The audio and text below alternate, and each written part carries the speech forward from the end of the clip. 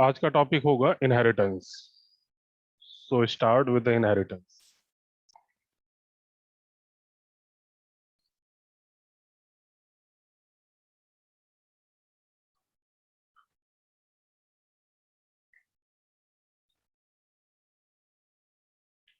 So when we talk about C++, then it is possible to inherit their attributes and method from one class to another class. And we group the inheritance concept into two categories. First one is a derived class, second one is a base class. So when we talk about inheritance, then first one is a derived class. What is the concept of derived class? Derived class, this one also known as a child class.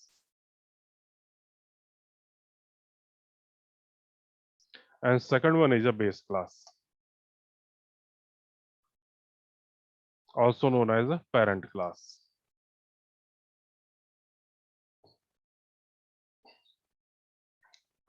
So a class is known as a derived class or child class when the class that inherits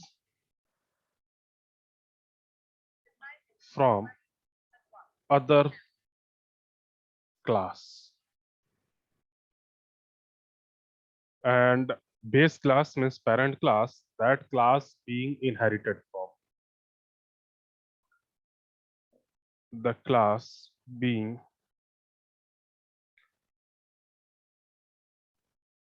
inherited class or from.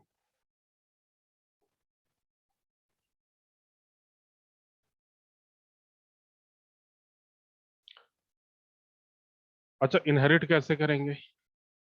So to inherit, we use an operator called colon. Java में extends keyword use करते हैं, but in C++ case, to inherit from a class, we use colon symbol.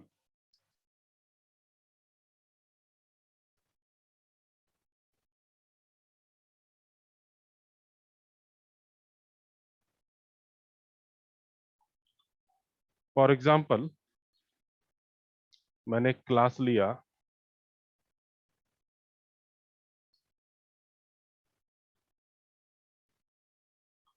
और इस class का नाम मान लीजिए मैंने रखा है and all the attributes, properties, method defined inside the class. We define all the things public because अगर public नहीं रहेगा तो दूसरे क्लास के अंदर नहीं जाएगा. So हमने publicly सारे attributes को define किया, जैसे कि हमने एक वेरिएबल लिया int a और इसकी वैल्यू को असाइन कर दिया मैंने 10.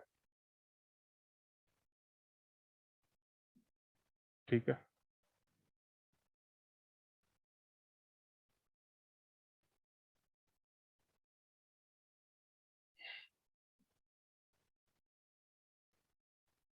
After that, we take another class.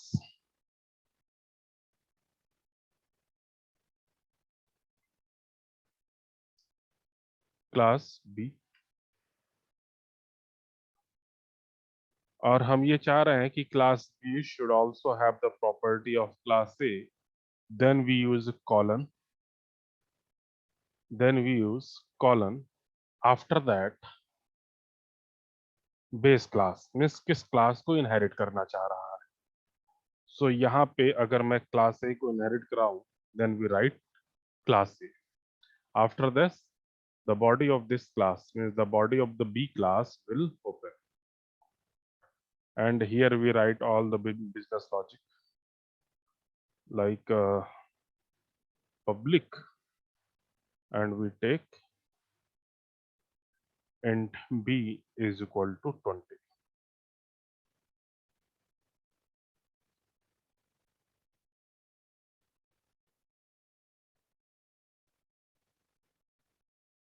ठीक है, तो यहाँ पे हमारा क्लास ए हो गया. और एक क्लास बी हो गया जिसके अंदर अपनी प्रॉपर्टी तो है ही, साथ में ए की भी प्रॉपर्टी है। मतलब जब भी हम क्लास बी की बात करेंगे तो यहाँ पे बी वेरिएबल बाय डिफॉल्ट होगा। क्यों? क्यों से कि ये क्लास ए को इनहेरिट कर रहा है। ठीक है, तो यहाँ पे ये वाला जो क्लास है, this class is known as a base class, यानी कि पेरेंट क्लास। और ये जो क्लास बी है हमारा, this one is known as a derived class,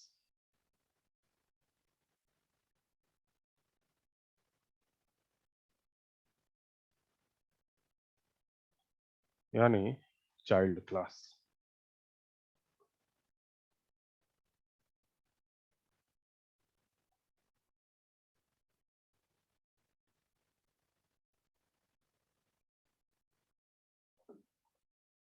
ठीक है, why we use inheritance? So it is useful for code reusability, reuse attributes, reuse method, and reuse all the things of an existing class when we create a new class. अगर हम code को reusable करना चाहते हैं, बार बार use करना चाहते हैं, जैसे कि हमारा एग्जांपल यहाँ पे क्लास ए के अंदर हमने एक वेरिएबल एंटे लिया हुआ है और उसको बार बार हम यूज करना चाह रहे हैं, then we can inherit class से into another class or into child class. So with the help of this हम एक ही कोड को बार बार रीयूज कर रहे हैं।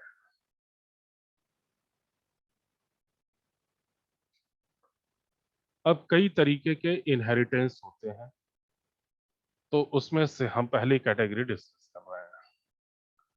सो टाइप्स ऑफ इनहेरिटेंस में पहला, मल्टी लेवल इनहेरिटेंस।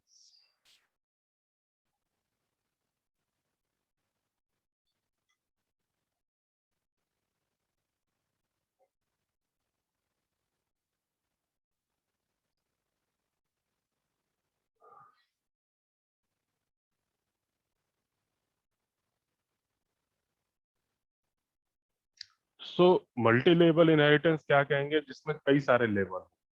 अभी ऊपर वाले एग्जांपल में केवल दो ही लेवल था, क्लास ए और क्लास बी, तो हम इसे मल्टी लेवल नहीं कहेंगे। लेकिन अगर हमारे पास तीन चार क्लास हो, then we can say that this one is a multi-level. So in the case of multi-level inheritance, a class can also be derived from one class which is already derived from another class.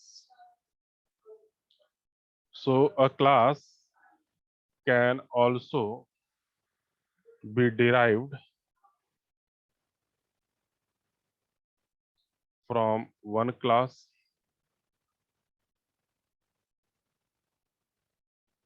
which is already derived from another class.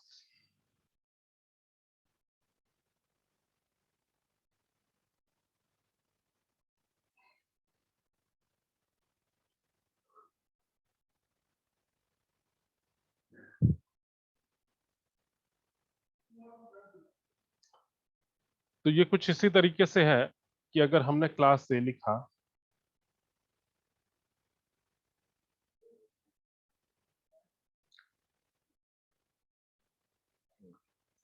Class ए और इस class के सारे implementations को लिखा, again we write class B and extend means colon operator which class A. अब by default class हमारा public ही है, so we can also write public after that class name. ठीक है, this one is the body of that class, again we right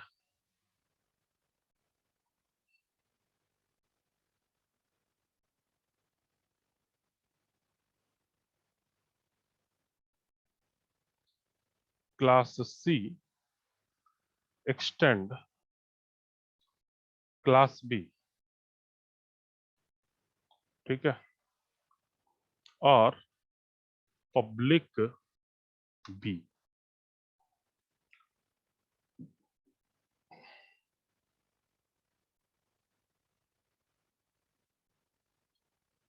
So this one is the case of multi-level inheritance. यहाँ पे हम class ए को define कर रहे हैं, class ए को डिफाइन करने के बाद हम क्लास बी को डिफाइन कर रहे हैं और उसी में क्लास ए को इनहेरिट करा रहे हैं। आफ्टर दैट क्लास सी, और क्लास सी के अंदर हम क्लास बी को इनहेरिट करा रहे हैं क्योंकि क्लास बी पहले से किसी और को इनहेरिट करके रख रहा है। ठीक है, तो सी के अंदर बी की भी प्रॉपर्टी होगी और ए की भी प्रॉपर्टी होगी। So this one is known as a multi level inheritance. अगला जो कैटेगरी है वो है हमारा मल्टीपल इनहेरिटेंस।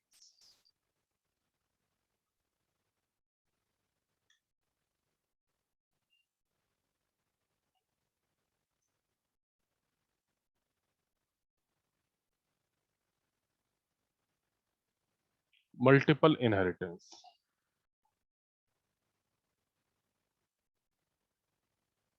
ठीक है।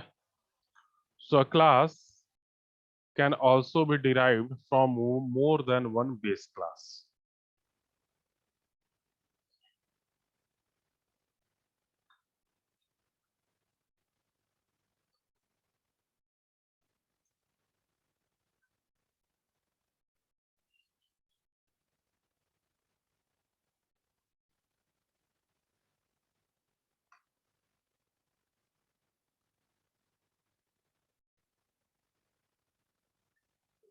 A class can also be derived from more than one base class. ठीक है, तो जब हम मोर देन वन क्लास या बेस क्लास यूज करेंगे तो एक क्लास को दूसरे क्लास से अलग कैसे करेंगे?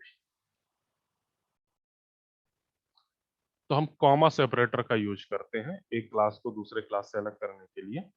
सो here we write using comma separator. For example कि हमने क्लास ए लिया and we write all the implementation. Again, we take class B. Here we also write class B's implementation. Now we have take class A. Now colon, अब हमें sorry class C, और इस class C के अंदर हमें ए और B दोनों को इनहेरिट कराना है, मल्टीपल इनहेरिटेंस फॉलो करना है। So we write class A comma class B. After that ये हमारा क्लास सी का इंप्लीमेंटेशन होगा। ठीक है, क्योंकि ए और बी बाय डिफॉल्ट दोनों हमारे क्या है, public. So here we write public A and comma public B. तो ये वाला हमारा जो कॉन्सेप्ट है ये हमारा मल्टीपल इनहेरिटेंस का है। मल्टी लेवल में क्या है, कई सारे लेवल रहेंगे, एक दूसरे को इनहेरिट करता रहेगा। मल्टीपल में क्या है कि हमारा जो डिराइव्ड क्लास होगा वो एक से ज्यादा बेस क्लास को इनहेरिट करेगा, और एक से ज्यादा बेस क्लास को इनहेरिट करने में एक दूसरे से सेपरेशन हमारा कॉमा का यूज होगा। अगला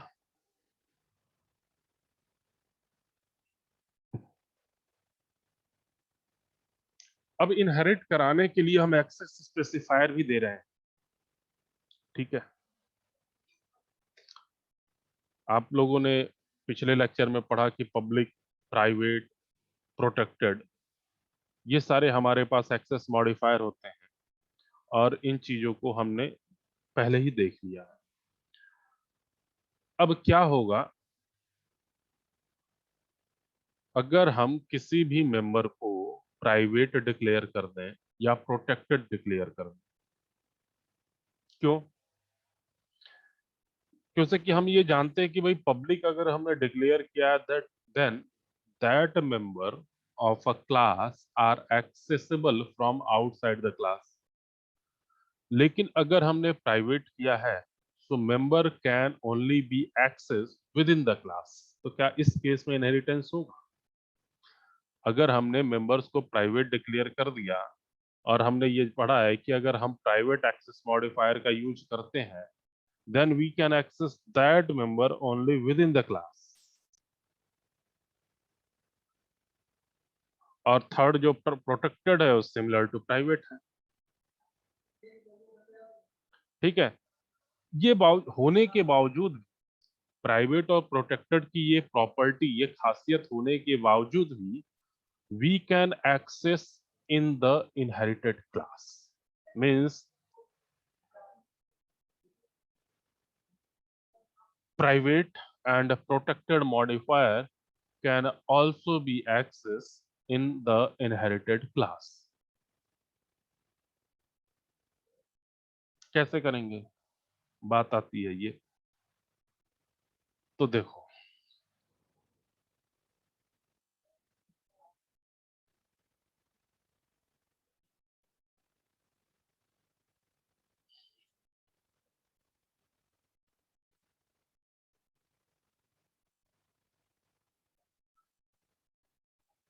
एक क्लास हम लेते हैं एम्प्लॉय का।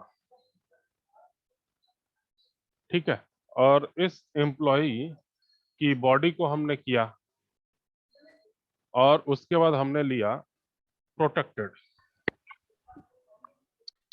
प्रोटेक्टेड और इस प्रोटेक्टेड के अंदर हमने सैलरी लिया।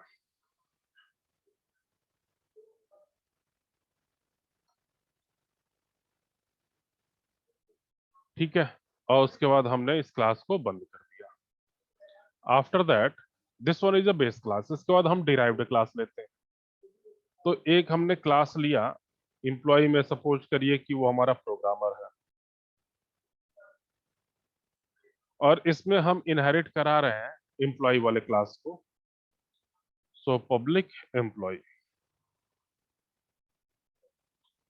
और ये इसकी बॉडी शुरू हुई। क्योंकि एम्प्लॉय क्लास के अंदर जो सैलरी है वो प्रोटेक्टेड है। ठीक है, चलिए इस क्लास के अंदर भी हम कुछ एट्रीब्यूट्स लेते हैं। तो पब्लिक में हमने लिया बोनस वेरिएबल।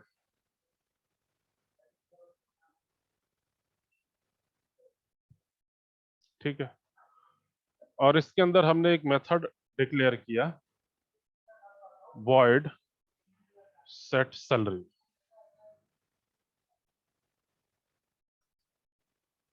int s, और हमने यहाँ पे सैलरी को डिफाइन किया s से। सैलरी को किया s से। After that int get salary।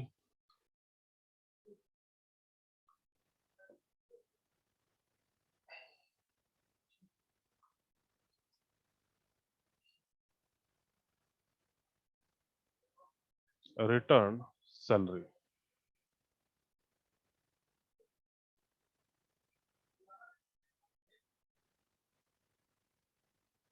और इस क्लास को हमने बंद कर लिया। इसके बाद आते हैं हम मेन मेथड।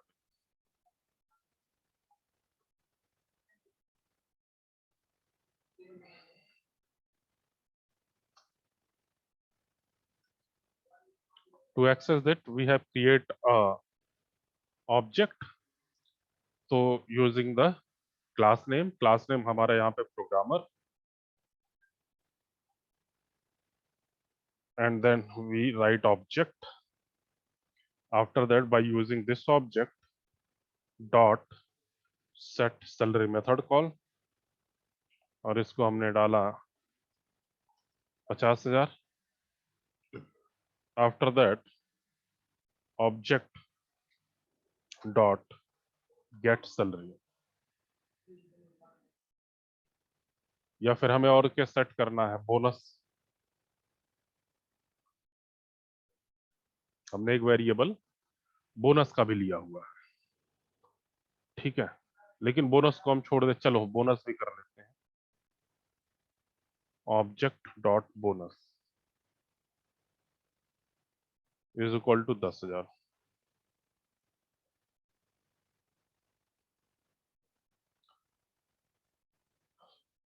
सी आउट, सैलरी की वैल्यू को हमने प्रिंट कर लिया, और सैलरी की वैल्यू को प्रिंट करने के लिए हम क्या करेंगे, we call object dot call get salary method,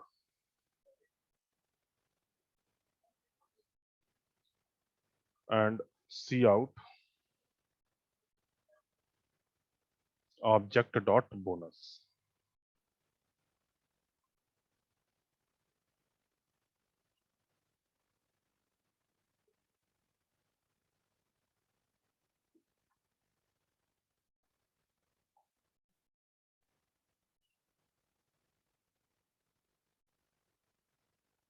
तो इस तरीके से हमारा ये हुआ कि अगर कोई भी मेंबर हमारा प्रोटेक्टेड है तो हम उसको किस तरीके से एक्सेस करें।